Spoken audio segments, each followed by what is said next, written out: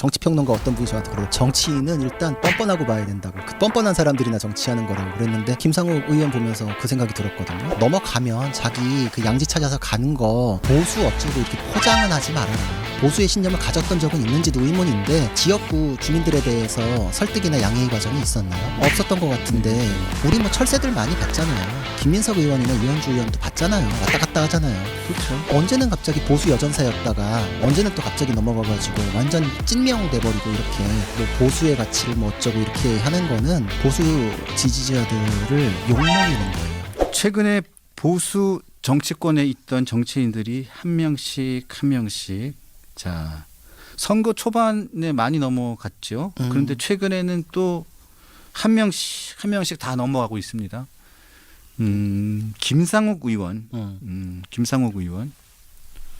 한동훈계로 불렸었죠. 한동훈계로 불렸었다가 한동훈계에서 또 멀어졌다가 그리고 혼자 이렇게 있다가 탈당을 했었죠.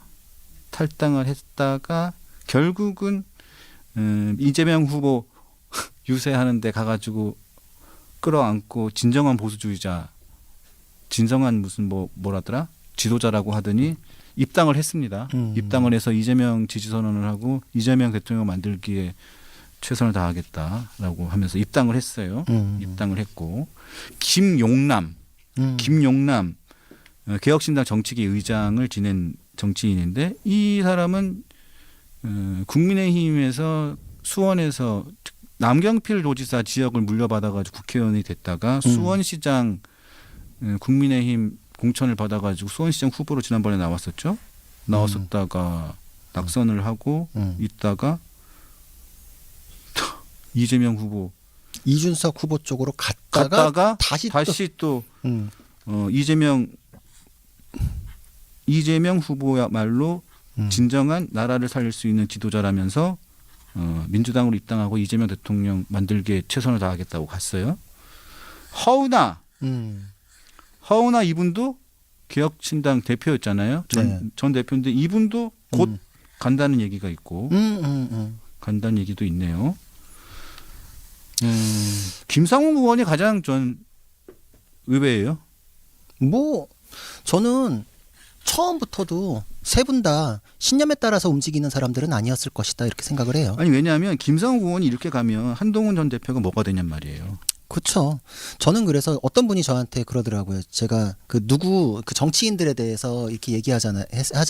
정치평론가 어떤 분이 저한테 그러더라고요. 정치인은 일단 뻔뻔하고 봐야 된다고. 그 뻔뻔한 사람들이나 정치하는 거라고 그랬는데 김상욱 의원 보면서 그 생각이 들었거든요. 넘어가면 자기 그 양지 찾아서 가는 거 보수 어쩌고 이렇게 포장은 하지 말아라. 진짜 보수의 신념을 가졌던 적은 있는지도 의문인데 민주당으로 가서 뭐 보수의 가치를 뭐 어쩌고 이렇게 하는 거는 보수 지지자들을 욕먹이는 거예요. 그분들의 분노를 보수를 욕먹였고 그리고 또 뭐 본인의 정치적인 고뇌도 있었겠고 본인의 정치적인 신념도 있었겠죠. 그런데 한동훈 전 대표에게도 큰 배신을 한 거죠.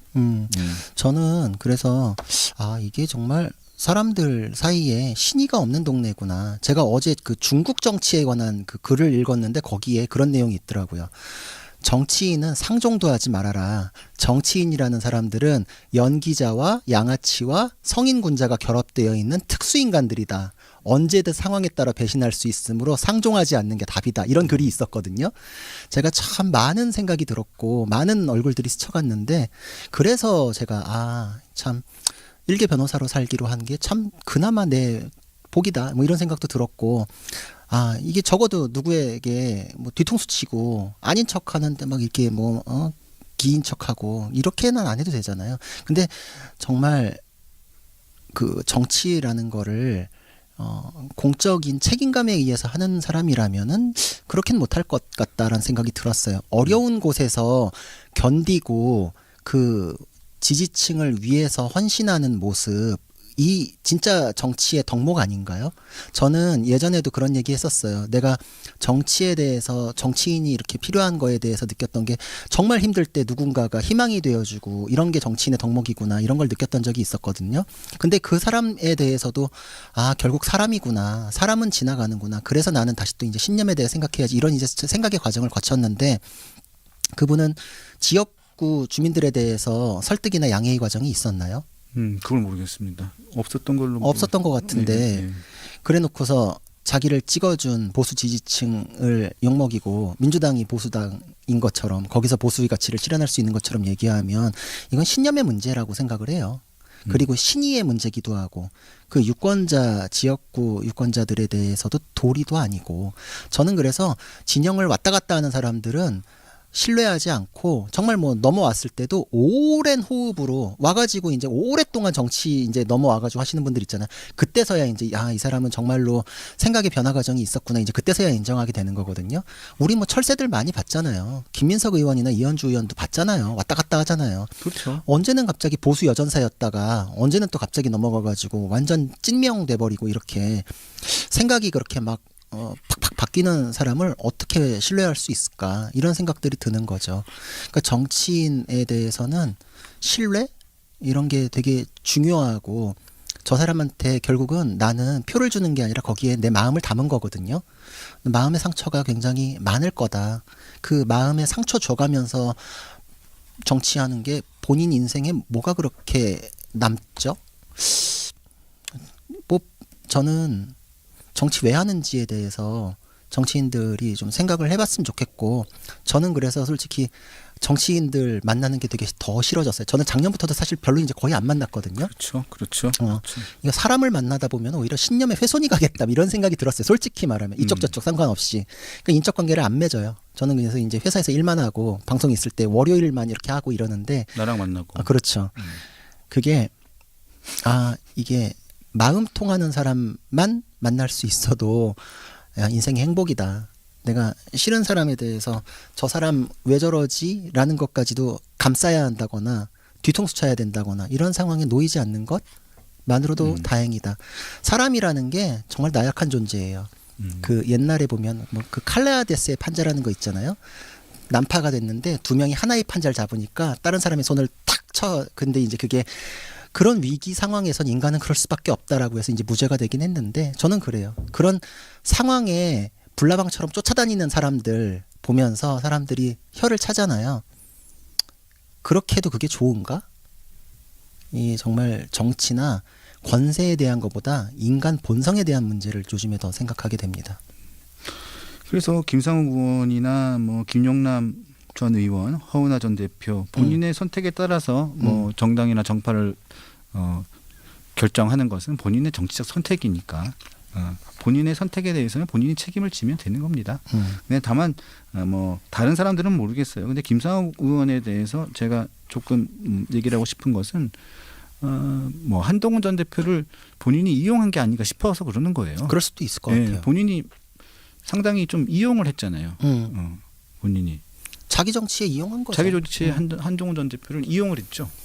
그분은 제가 알기로는 그 민주당 울산시장에서 송철호 변호사 거기에 어쏘 변호사로 시작했던 걸로 알고 시작했죠. 문재인 대통령 지지 선언도 했던 걸로 알고 있고 그렇군요. 그게 그렇죠. 문제가 됐었죠. 그리고 또 정계 그 국민의힘으로 그 정계 임무를 하고 공천을 받을 때는 사실 그 친윤계 의원인 박모 의원의 추천으로 또 됐었고 공천을 받을 때는 또 한동훈 전 대표가 비대위원장이긴 했지만 하여튼 뭐 그런 식으로 해서 들어왔는데 들어와가지고는 한동훈 전 대표를 많이 좀 이용을 했죠. 저는 그래서 정치인들에 대해서도 그래요. 그 지지하시는 분들도 이제 그런 거 좀 보셨으면 좋겠는 게 내가 지지하는 누가 있는데 그 사람이 누구랑 같이 있어. 그렇기 때문에 그 사람의 에너지가 같이 공유되는 것처럼 또 다른 사람도 주목받고 근데 그 사람이 정말 내가 지지한 사람한테 플러스가 되는지 마이너스가 되는지 그것도 따져 보셔야 되는 문제예요. 그냥 같이 있으니까 좋아했다가 멀어지면은 뭐 또 배신했네 이러고 비난하고 근데 결과적으로 내가 지지하는 정치인한테 그 관계가 도움이 됐는지 아닌지 이 측면에서 봐야지 너무 짧게 보면은 나중에 이제 이런 일이 벌어지는 거예요. 거죠. 이런 일이 벌어지는 거예요. 저는 최근에 있었던 일도 한동훈 대표 얘기 나왔으니까 그 이번에 이제 선거 요새 직접 현장에 나가시기로 했잖아요. 네. 근데 이번에 이제 스스로 밝힌 거 보니까 현장에 나갈 생각 오래전부터 하고 있었다라고 하셨어요. 근데 이제 이렇게 오래전부터 했단 얘기 하기 전에는 지지자분들이 현장 요새 할 필요도 없다라거나 뭐 이제 지금은 SNS로 하는 게 충분하다라거나 이제 이래가지고 선거에서 좀 도와달라는 사람들이랑 막 설전을 벌이시더라고요. 근데 지금 와가지고 한동훈 대표가 전부터도 현장 유세 할 생각이었다 그래 버리니까 나갈 필요 없다 나가지 말아라라고 했던 지지자분들은 한동훈 대표에게 별로 이렇게 도움되는 얘기한 게 아닌 게 되잖아요. 그렇죠. 당내에서 쓸데없는 갈등이 초래됐었던 것이니까. 그러니까 이제 이런 걸 보셔야 돼요. 결과적으로 내가 지지하는 사람에게 도움되는 방식이 무엇일까? 지금 그냥 그 사람 하는 말에 대해서 무조건 막 쉴드 치고 막 이런 거보다 결과적으로 도움되는 게 무엇일까에 대한 게 건강한 그런 여론 형성이 될 수 있고 또 당의 외연도 확장하고 후보가 잘 되는 게 한동훈 대표에게도 잘 되고 한동훈 대표에게도 지금 현장에 나가시는 거는 도움이 된다라고 생각을 하거든요. 저는 그랬기 때문에 지금 본인도 그런 결정하셨을 거라고 생각을 해요.